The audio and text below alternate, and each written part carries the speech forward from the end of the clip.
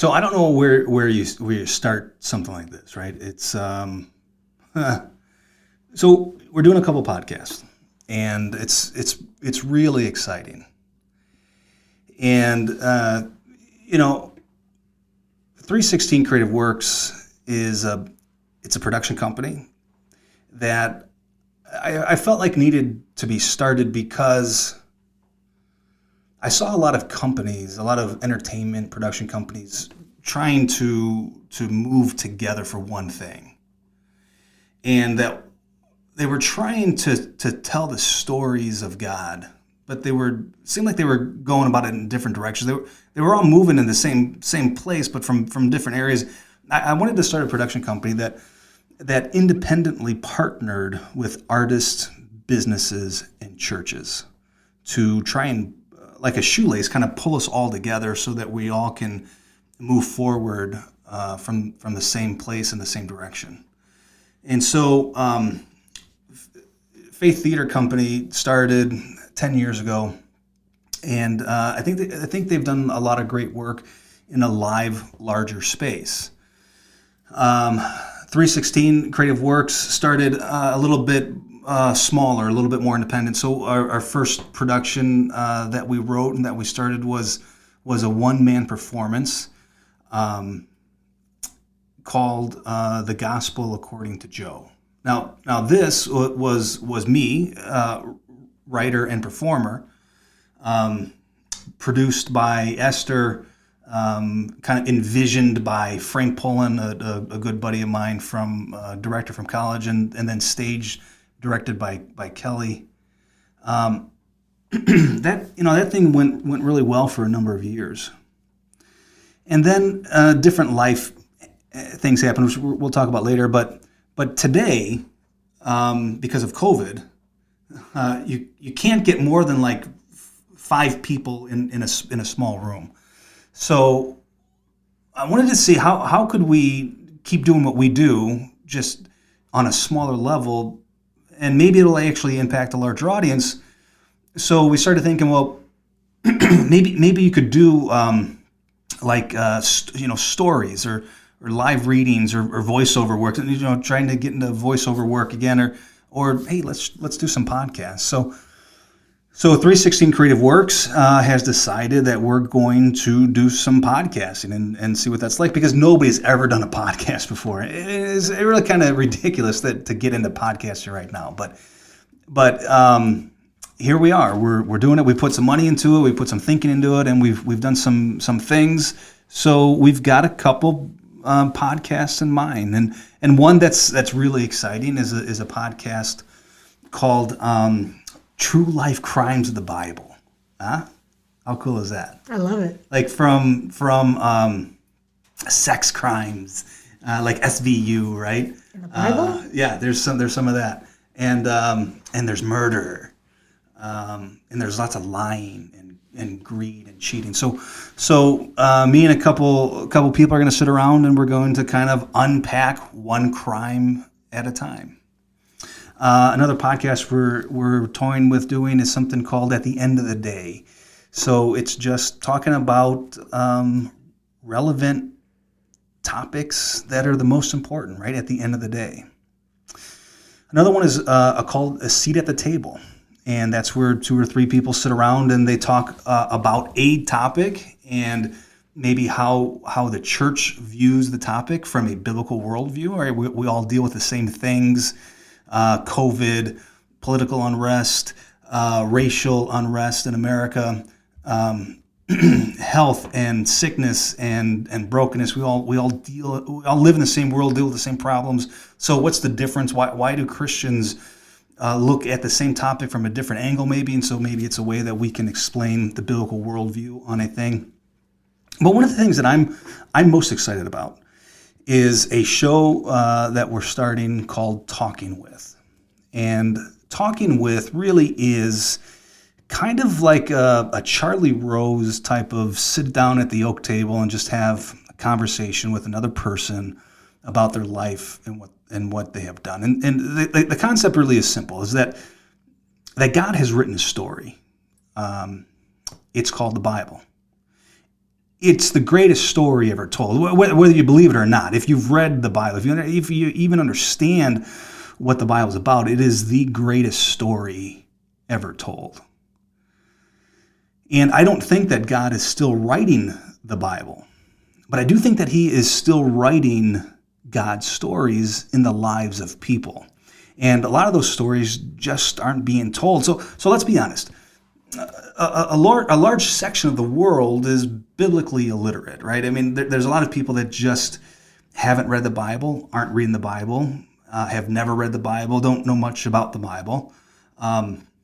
There's even a large section of faith-based people who really don't know or understand the Bible. And so to be able to look at somebody's life and say that life was kind of biblical, right? There's a story of brokenness or redemption or sin, right? The rising phoenix, right?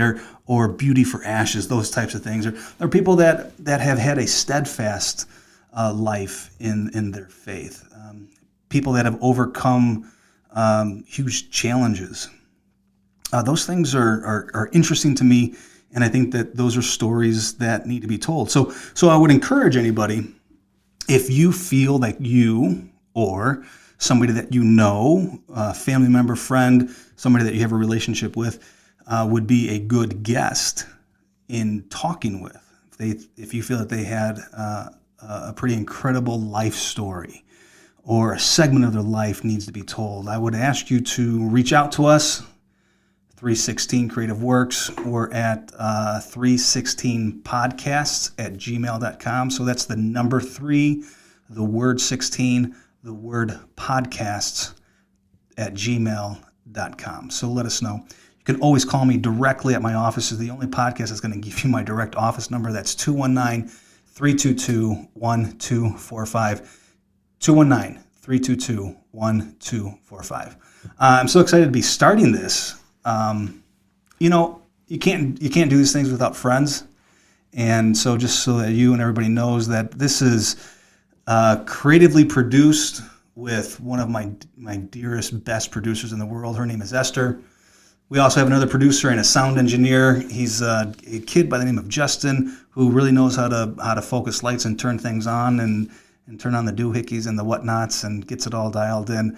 We're managed by our house manager. Her name is Danielle. So it's a really, really great team. Looking forward to getting some cool guests in here for that.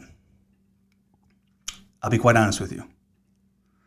What I'm going to do is something that I never thought I would do. But I thought if I was going to start something, I would have to not ask people to do something that I wouldn't do. So I decided that the first talking with would be talking with Clayton.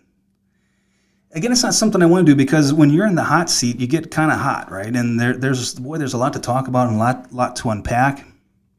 And so I thought maybe I would start and maybe I would just talk with me for a while. And maybe it'll be a story worth telling. Maybe it won't. If it's not worth telling, we won't send it out. If it's worth telling, we'll send it out. So I really don't know where to start. I'm not entirely sure where to end. I suppose we can begin at the end. We can begin with today. So today, the first month of the year 2021, I am happily married to the wife of my youth. I have 3 great kids. I do a couple things in ministry, creative arts. I am also still in a business sales position. So that's what fills up my day. Writing, producing, directing, selling, running a micro business, being a husband, being a father, hopefully being a good friend. So that's where I'm at today. I'm also physically in the recording studios of the farmhouse. And that's an interesting story too. So the farmhouse is, well, it's the house I grew up in. It's the house that my parents bought when I was 4 years old. We moved in on my father's birthday. It was the 4th of July, 1978.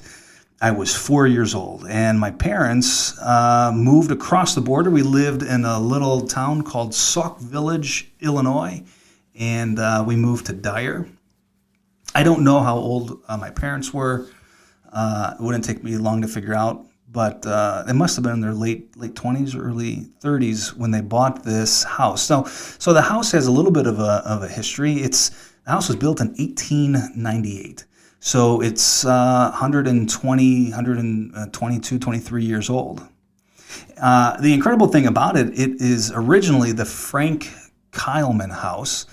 Frank Kyleman came from a farming family, one of the families that settled Dyer, Indiana. And so that house sat in the Kyleman farm until 1960, when the Dyer Church bought the property and tore all the houses and the buildings down. In the early 60s, somebody wanted that house, so they picked it up and they drove it to where it sits now. A couple people lived in there between the guy who moved it and my parents, but it's a true story. In 1978, I was 4 years old. My parents bought this, what is now 120-year-old house. So me and my two older sisters, two of the greatest ladies who's ever lived, Kim and Lana, the three of us grew up in this house. And we had a childhood. At times, it was a pretty extraordinarily great childhood, but we were also pretty highly dysfunctional, so kind of came from some broken people. The greatest thing about these broken people, who was my parents, was that they also became Christians. So they were able to influence us, I suppose, with their Christian values. And they were great Christian parents. Deeply flawed, woefully broken, but good Christian parents. And so my mom, as a little 12-year-old girl, she became a Christian, going to a little Sunday school at Emmanuel Christian Reformed Church, but she became a Christian about 12 years old, and through her mother became a Christian. Her boyfriend, who became her husband, who was my father, became a Christian. They got to see all three of their kids become Christians and actively involved in their different churches, and their spouses were Christians. And now my parents have 15 grandchildren who currently profess to be Christians. So that little decision years ago hopefully has a ripple effect for generations.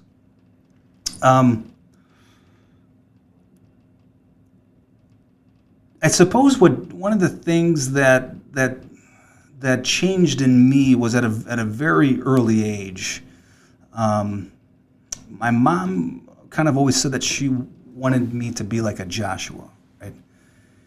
So in the early 70s, I don't know why, but for whatever reason, she didn't see a lot of strong Christian male influences in her life.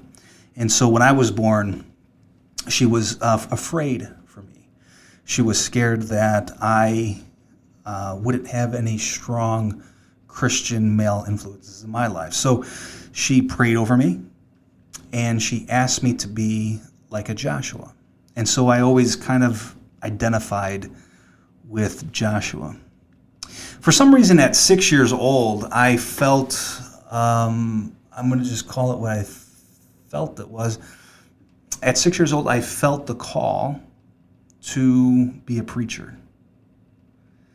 But I didn't know how to do that. I didn't know what that life meant or what it looked like. So I did my thing, and I became an actor. So at 6 years old, I wanted to be an actor. It's very strange feeling a deep spiritual call to do a spiritual thing, to kind of speak for God or to tell God stories. But I wanted to be an actor, and I remember the first moment wanting to be an actor. Have I told you this story? So this is great. So I'm 6 years old now. Now at 6 years old, your ears did not grow into your head yet, right? So So you see that?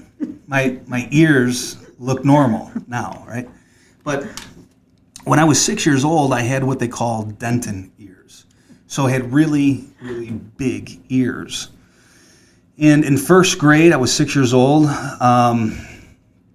We were reading the story Dumbo. And so I was called Dumbo. That was my nickname. I don't remember if that really hurt very much or not. It probably did. But then we started reading the story Snow White and the Seven Dwarfs. So then my nickname obviously went from being Dumbo to being Dopey. I remember that one hurting because as fun, I guess, as Dopey was, he was dopey, right? I didn't want to be dopey. I don't know what of the Seven Dwarfs I would have rather have been. Today, I'm more grumpy than anything. But I certainly back then didn't want to be dopey. But see, here's the cool thing. The cool thing that happened was my mom was a school bus driver. And there was a local traveling theater group that was doing Snow White and the Seven Dwarfs. So we had a tour, a field trip, going to see Snow White and the Seven Dwarfs. And I remember this being a special event because my mom was one of the bus drivers. Right? So that's back then when you wanted to sit in the front of the bus and be with the bus driver, who was also your mom. How cool was that? So I got to actually see the show sitting with my mom, right? Now, of course, in high school, I would have been mortified. But in grade school, first grade, that was pretty cool. So we all file in, and we're just excited as can be, right? And we sit in these crushed velvet seats, you know, and the big black curtain on the stage, and the house lights were dazzling, and everybody was just mesmerized. But because I was sitting there with my mom, I had to sit in the back row. Now, not in the back row, but behind all the kids, right? Because she became a chaperone then, right? So we had 2 or 3 rows of kids, and then the row of chaperones with other kids. So I was sitting in the third row with my mom, and there was just this sense of anticipation. And I'm sitting with my mom, so there's no fear, right?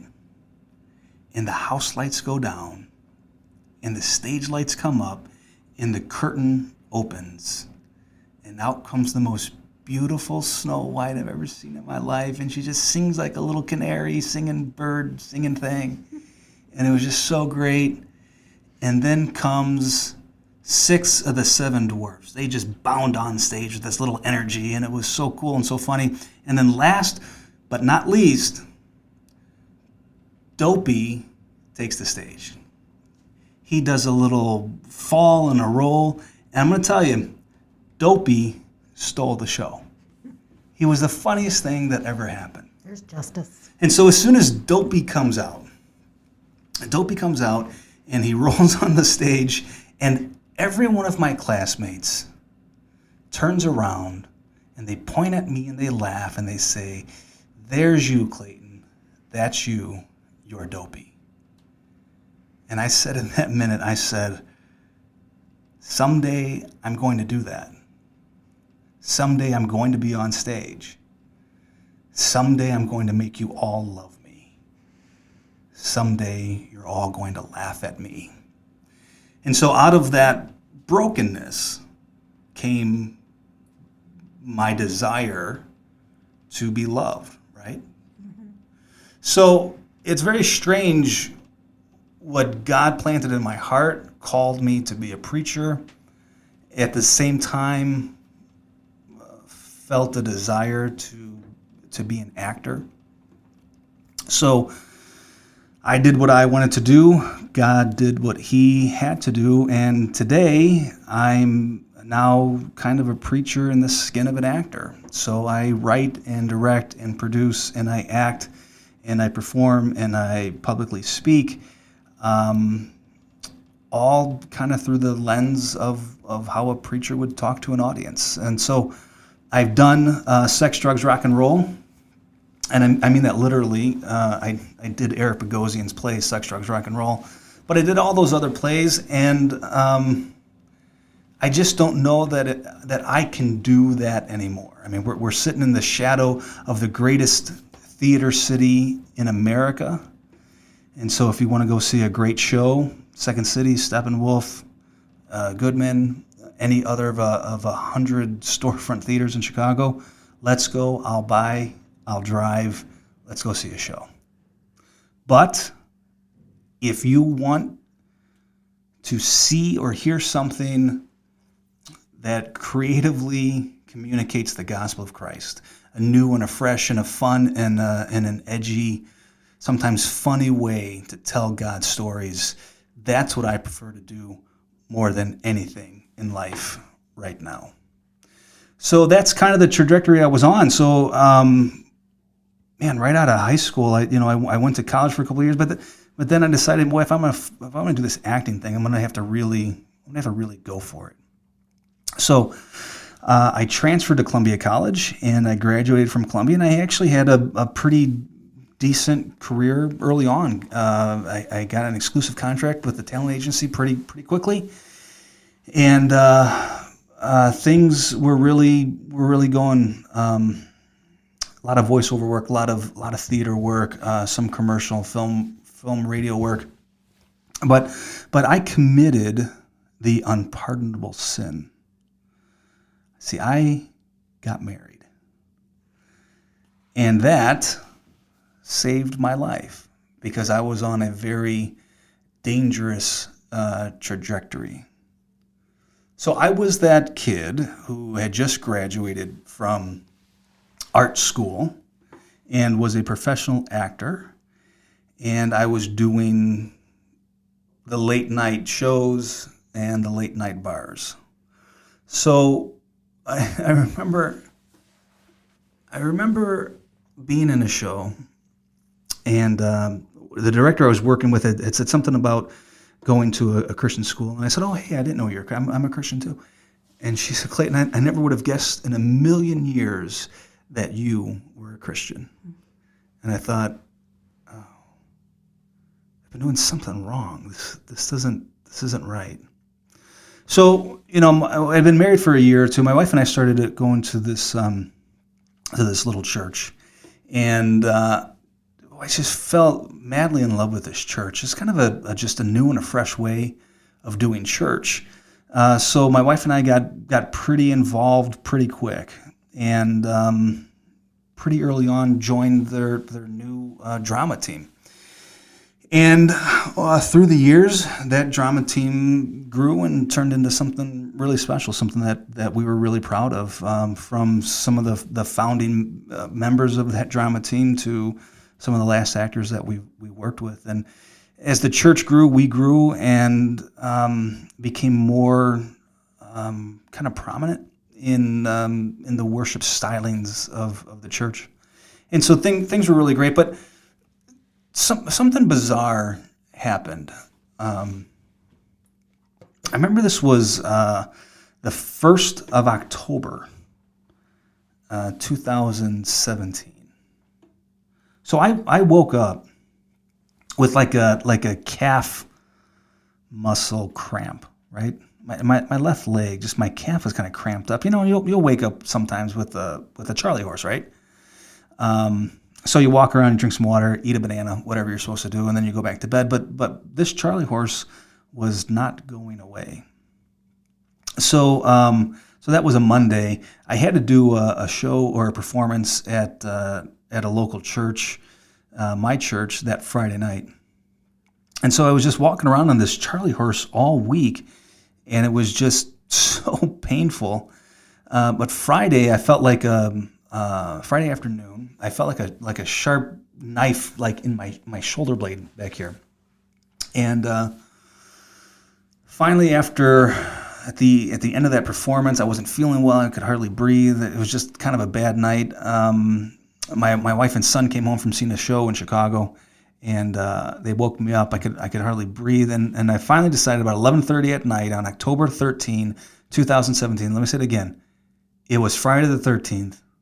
11:30 p.m., October 2017. I drove myself to the emergency room. And I had Googled some things on the way over. And the emergency room doctor said, "Oh, you Googled that, did you?" And I said, "Yeah." I said, "I don't know what it means, but I think I maybe have a DVT that's led to a PE." I said, "Well, let's take a couple tests and we'll see what happens." Well, he came back about 3 in the morning because I got there about 12. And he said, I'm glad you came in when you did. Because if you hadn't come in when you did, we're not sure that you'd still be here. So that was really the first time in my life that it didn't work out for me. I was 44 years old, and up until that point in my life, I lived a pretty charmed life. Great parents, great sisters, great education, great wife, great kids, great community, great career, great in sales and great in theater. And then it all kind of came to a scratching halt.